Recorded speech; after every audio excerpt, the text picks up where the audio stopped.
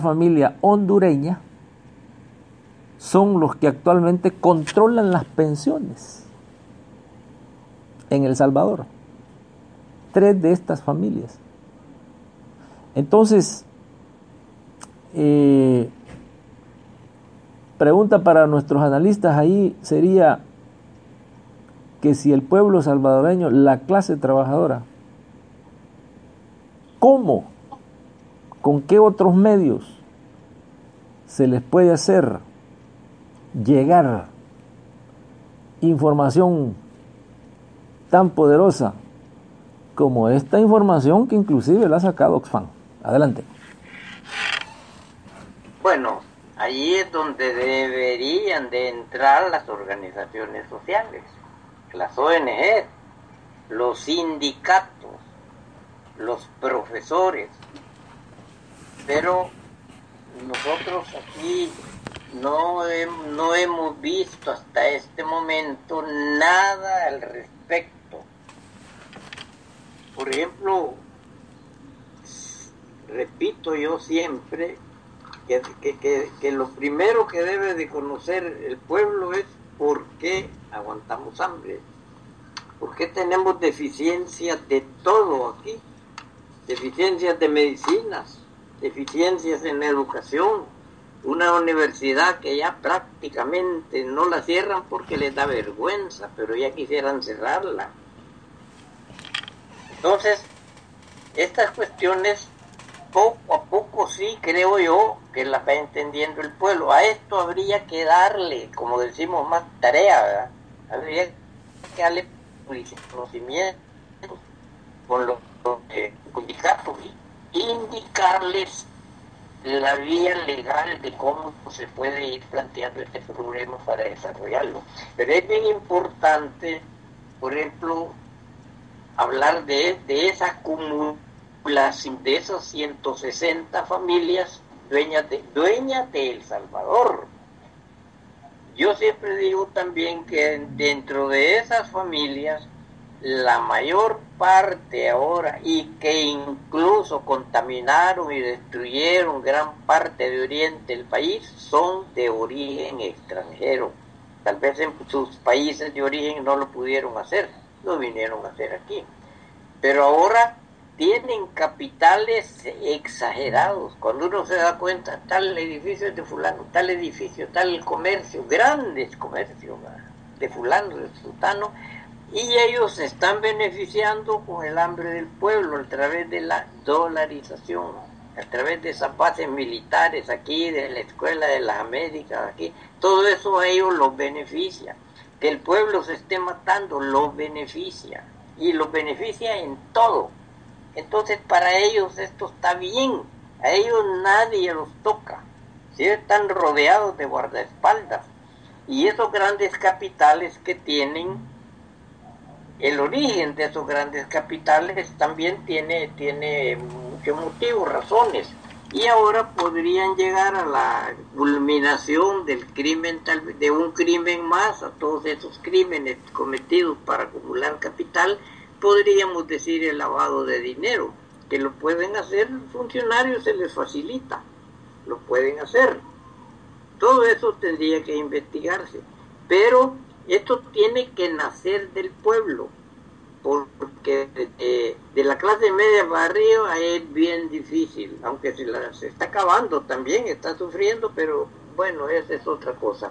Los trabajadores somos los que tenemos que hacer esto. Tenemos que iniciar campañas de información. ¿Y qué hacer? A la vez hay que decir qué es lo que se debería hacer. Así como le decimos a los Estados Unidos, destruyan a la Reserva Federal, pueden hacerlo. El pueblo debe saber también por qué está prisionero en su misma ciudad, en su mismo estado, es decir, en toda la República. Prisioneros digo porque cuando botan las torres decretan leyes que verdaderamente amarran al pueblo, y eso es ilegal. Sin embargo, los sindicatos de allá, que para mí no son sindicatos, no han entendido o no practican la verdadera misión de los sindicatos, porque no son comerciantes, son agencias. Entonces, tenemos el principio de todo esto, que la gente conozca por qué no hay medicina, por qué no hay escuela gratis, por qué no hay universidades gratis. Entonces se fija ya un programa para empezar una lucha legal. Y eso de las deudas también hay que ver quiénes las adquirieron aquí, cuántos millones les dieron de deuda y en qué los invirtieron. Y si eso es inmoral, pues esas deudas no se pagan. ¿Qué va a pasar después? Bueno, eso es otra cosa, que también hay que pensar en eso. Y ese es lo que hace énfasis esta organización, que ha sacado un estudio que al parecer, de acuerdo a lo que ellos dicen, es el resultado de más o menos 10 años de investigación. Y notan algo que es importante, dicen ellos, que uno de los únicos países del mundo en donde la información está intencionalmente escondida o desaparecida en muchos casos, es El Salvador. Información en cuanto a cuál es la riqueza exacta de estas 160 familias. De hecho, ellos dicen que lo que han hecho aquí es un aproximado en lo que oficialmente se conoce, lo que implica que el volumen de robo y saqueo es aún más grande.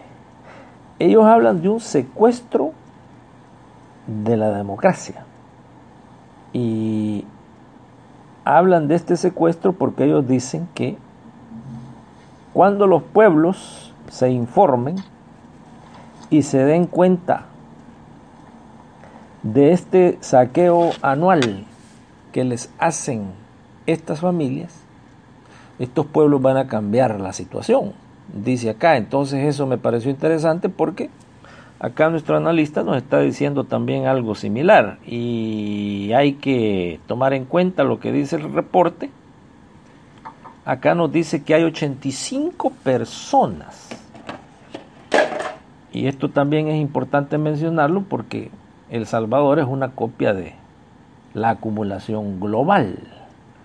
En el mundo, dice Oxfam, hay 85 personas que tienen el equivalente a lo que tiene la mitad de la población mundial. 85 familias. Entonces esto lo explican ellos de una manera de que estamos llegando a un salvajismo económico. Llaman ellos un sistema internacional de terrorismo económico, que está golpeando, asesinando, masacrando, humillando a la población mundial. Y hay países que han copiado esto. Y ejemplo concreto del país El Salvador, en donde hace un par de semanas una revista de las más importantes financieras del mundo saca y dice que la familia Poma y los Crietés en El Salvador ya se ubican entre las 10 familias más poderosas económicamente hablando de América. Entonces acá hay también una lista y aparecen estos nombres junto con otro nombre que los salvadoreños conocen, los cristiani, que son los que controlan las AFPs.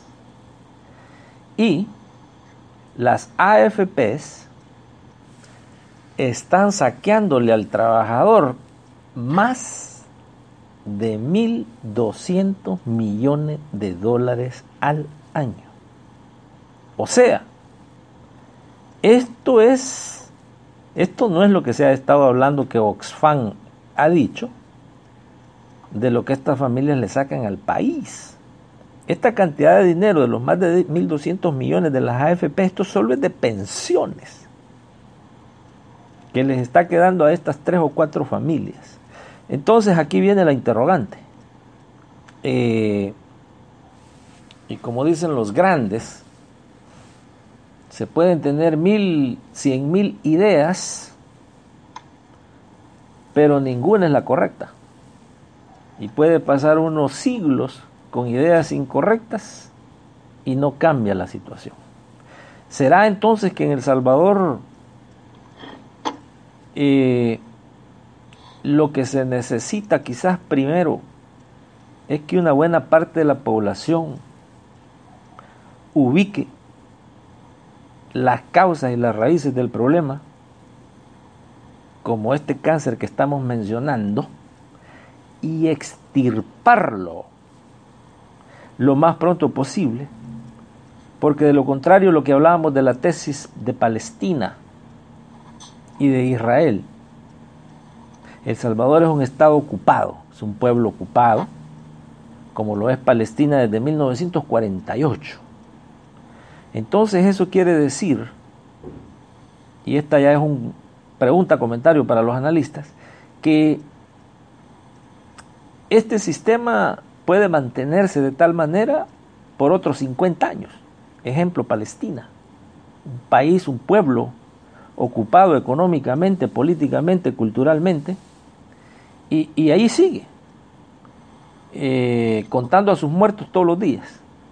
Entonces, ¿será que El Salvador es otra Palestina o será que ahora, como lo dicen nuestros analistas, ya el pueblo se está informando más y, como lo dice otro de nuestros grandes héroes, conocimiento es poder, y el peligro de pensar es que ya se pueden empezar a cambiar las cosas? Adelante. Bueno, antes de contestar esa pregunta, se nos agrega ya el compañero René. Un saludo para René. Pero empezando por Palestina. Esto está escrito, que Palestina va a desaparecer. El pueblo israelita va avanzando todos los días, haciendo grandes masacres contra los palestinos. Las Naciones Unidas lo saben, no pueden hacer nada. Y te voy a poner un ejemplo, de que a mí me gusta hablar con ejemplos.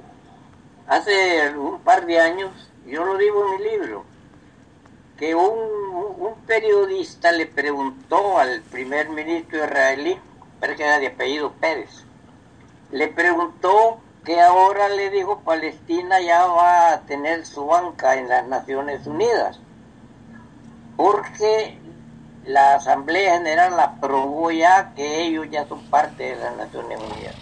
Y él le dijo, no, le dijo, sí, eso no es nada, le dijo, eso ya vas a ver que no pasa de ahí, eso no es nada. Bueno, uno se pregunta, ¿cómo es posible que un hombre vote 163 votos de una asamblea como las Naciones Unidas y diga, no, eso no vale nada? Una pregunta. Y la otra pregunta, bueno, y el Consejo de Seguridad de las Naciones Unidas, ahí está Rusia, ahí está China, pero todos están sujetos a lo que yo le llamo el sionismo, y ese es el otro gran problema que desconocemos. El sionismo manda, no, los Estados Unidos no pueden intervenir a favor de Palestina, aunque ellos quieran, porque Estados Unidos está bajo el mando, bajo la dirección del judío, y esto viene desde que Franklin Delano Roosevelt entró a la presidencia de los Estados Unidos. Para eso tuvieron que hacer una gran crisis mundial para que Roosevelt llegara al poder, y llegó. Al llegar, le entregó Estados Unidos íntegro a los administradores judíos. Y hay que ver la historia, hay que verla. Entonces Palestina está destinada a desaparecer. Ahora, ¿quién se va a oponer a ese gran poder? Es bien difícil a estas alturas, sería Rusia. Pero Rusia es el